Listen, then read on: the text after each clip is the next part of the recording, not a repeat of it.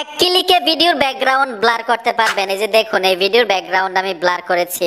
আর এই ভিডিওটা দেখুন, যে দেখবে ভিডিওর ব্যাকগ্রাউন্ড ব্লারটা ভাববে আপনি কত লক্ষ টাকার ক্যামেরা দিয়ে যে ভিডিওটা করছেন, মানে একদম ব্লার হয়ে যাবে। অস্থির একটা কাজ শিখতে পারবেন। তো আসেন সবাই মিলে দেখে আসি।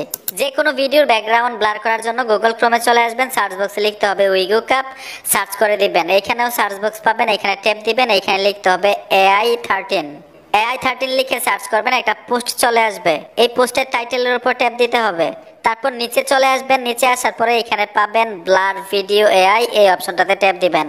সাইন আপে টাচ করে এখানে একটা অ্যাকাউন্ট করতে হবে, গুগল অ্যাকাউন্ট দিয়ে অ্যাকাউন্ট করে নেবেন। তারপর এখানে দেখুন ভিডিও লেখা আছে, ভিডিওতে টাচ করে আপনার গ্যালারি থেকে ভিডিওটা দিয়ে দিবেন যে ভিডিওর ব্যাকগ্রাউন্ড আপনি ব্লার করতে চাচ্ছেন।